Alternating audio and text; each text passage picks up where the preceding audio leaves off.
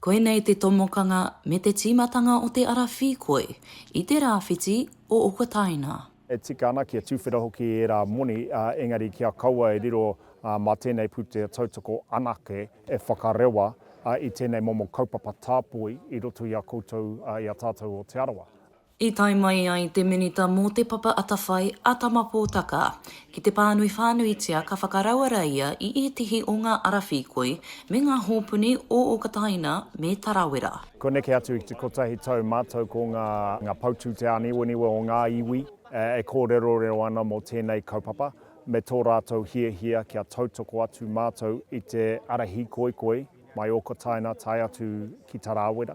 Kia mātou nei, he rā whakahirihira tēnei.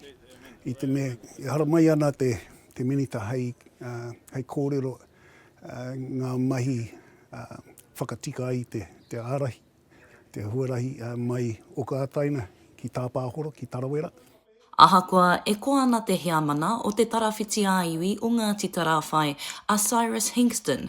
Ke te hehia ia kia whakahoki a te kāwanatanga I ngā whenua nei ki ngā iwi. Kua rite ki te hāpai I ona ake whenua tūpuna. He tīmatanga noi ho tēnei kia mātou nei. Te mea nui kia mātou. Kua tukuna atu te whenua nei, hei whenua tāpui, kia tiakia kia manaki ai te whenua te ngāhere me te roto. No te tau e 2002 te kaumātahi, ka aukatia e te papa atawhai te arawhikoi nei o Ōkataina ki te rāwhiti. Nā tētehi horonga pari, me te mōreareatanga o te hekenga o ngā toka. Nā te pānui o te minita, ka tūwhera anō pēr te arawhikoi motuhake nei I te wā tuatahi o ngā tau erima. It's a great day to be here in what is, I would describe, an iconic and majestic location, but one of the most beautiful places that I've been to, not just in Rotorua, but also here in Aotearoa, New Zealand. Me whakamāhia ngā ara. Ke tae ai te hunga, pirangi takahi te whenua, kia haere I ana haerenga. Engari, kei konei tātou, kei Lake Ōkataina Lodge, koera te tino whāinga o ngā iwi katoa. I ka whakatū, he pare pēnei, hei wāhi manaki mā ngā matahunga, mā ngā tūruhi. He tata ki te 10 kiromita te roa o te whikoi nei. Mai I tauranga nui I te raki o Ōkataina, mā ngā pā me ngā kāinga o ngā hapu o Ngāti Tarawhai, tainoa ki te otangi moana I te tonga whakawhiti atu ki Tarawera. Ka riro mā mātou ngā iwi e hoi taua waka. I hata whakaro he mātou, kia hanga he takahi nui roa, atu I konei I Ōkataina.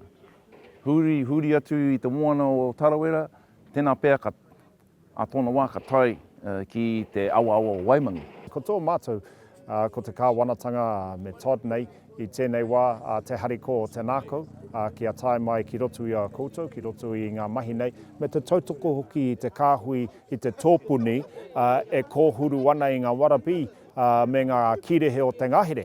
Te tūmanako, mā te whakatūwheratanga o te ārahi, me te uru mai te hau mai ngā mea tāpui, ka hanga te pūtea, hei patu I ngā kirehe. Ki te kōkiri whakamuanga hiahia o te kāwanatanga me te iwi nei, ka tūwhera te ara nei I mua o te raumati. Mai o hapānapa, mā Aukaha.